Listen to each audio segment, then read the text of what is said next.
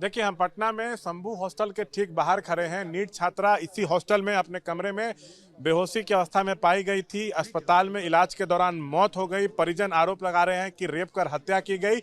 इसी बीच forensic team ने biological report जो है वो सौंपी है पटना पुलिस को। अंडरगारमेंट में मेल स्पर्म पाए गए हैं। अब इस बात की आशंका जताई जा रही है कि रेप हुआ है। हम हॉस्टल के बाहर जो हैं वो मौजूद हैं। कुछ छात्राएं यहाँ पर हैं जो इसी हॉस्टल में रहती थी। हम बात भी करेंगे। आप लोग इसी शंभू हॉस्टल में रहती थी? जी। अच्छा, कितने दिन से रह रही हैं यहाँ पे? जुलाई 25 में हम आए थे, 2025 में। मतलब 6-7 महीने से जिस तरह से घटना हुई है उसके बाद से आप लोग डरी हुई हैं? बहुत ज़्यादा डर लग रहा है। अभी इस गली में भी आने में डर लग रहा है, तो ज़्यादा डर है। परिजन आरोप लगा रहे हैं कि रेप कर हत्या की गई। यहाँ कुछ गलत होता था क्या? ऐसा तो कुछ नहीं होता था, सब कुछ नॉर्मल रहता था। और अच्छा, आप कहाँ थी जब वो लड़की बेहोश थी अपने कमरे में? तो एक्चुअली हम लोग का क्लास था, तो हम लोग सुबह क्लास चले गए थे। क्लास से आने के बाद हम लोग लंच वंच किए। उसके बाद हम लोग को कुछ पता नहीं था। फिर बाद में पता चला जब उसको हॉस्पिटल लेके जाया जा रहा था तो कि हाँ ऐसा कुछ हुआ है। क्या वो डिप्रेशन में रहती थी, तनाव में रहती थी?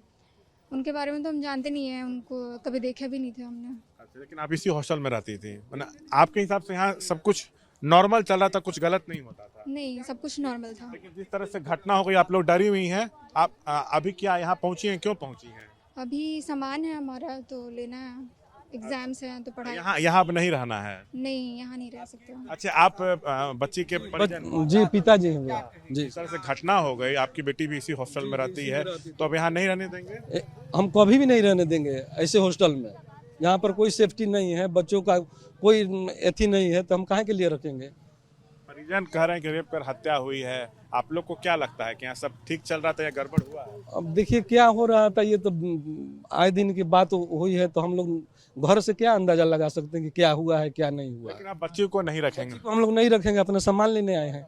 हमको सामान चाहिए अपना। अच्छा, लेकिन ये तो अब सील हो गया है, तो सामान तो नहीं मिल पाएगा? नहीं, पुलिस से बात हुई, बोले कि सामान हम लोग देंगे, बाद में देंगे। तो इंतजार करना पड़ा। CID टीम गई है अंदर में, जांच चल रही है, तो उसके बाद हम लोग लेंगे। जो घटना हुई उस पर क्या कहना चाहेंगे? हम यही कहना चाहेंगे कि दोषियों को एकदम फांसी की सजा होनी चाहिए। अच्छा, देखिए बाबू, तुम इसी हॉस्टल में रहती थी? देखिए। तो अभी क्या सामान लेने आई हो? हाँ। आज सुनो, जब घटना हुआ तो तुम थी उस समय? नहीं, हम घर पे थे। अच्छा, उस छात्रा को जानती हो, कैसी थी? बस तो सुनने में आया कि मेरी एक जूनियर है तो वो रहती थी, तो सुनने में आया। अच्छा, अभी इसी में रहती थी ना? हाँ, फर्स्ट फ्लोर पे रहते थे। यहाँ कुछ गलत होता था? नहीं, क्योंकि हम ज़्यादा टाइम अपना कोचिंग में वो सब ऐसा कभी नहीं लगा कि गड़बड़ी होता है? सेक्स रैकेट चलने का भी आरोप लगाया गया इस हॉस्टल में। कुछ नहीं सुने हम। नहीं, आप यहाँ नहीं रहना चाहती? नहीं, बिल्कुल नहीं। घटना के बाद से डरी हुई हैं? हाँ। तो देखिए, जो यहाँ छात्राएं रहती हैं घटना के बाद से बेहद डरी सहमी हुई हैं। साफ तौर से कह रही हैं कि हमको यहाँ बिल्कुल नहीं रहना है, हमारा सामान अंदर है, हमको हमारा सामान चाहिए, हम कहीं और रहेंगे। तो जिस तरह से घटना हुई है, मामला जो है वो लगातार तूल पकड़ रहा है। सबसे बड़ा सवाल वही है कि आखिर वो दरिंदा कौन है जिसने घटना को अंजाम दिया है। कब तक पुलिस उस तक पहुंचेगी ये देखना होगा। कैमरा पर्सन निरंजन के साथ शशांक कुमार, ABP न्यूज़, पटना।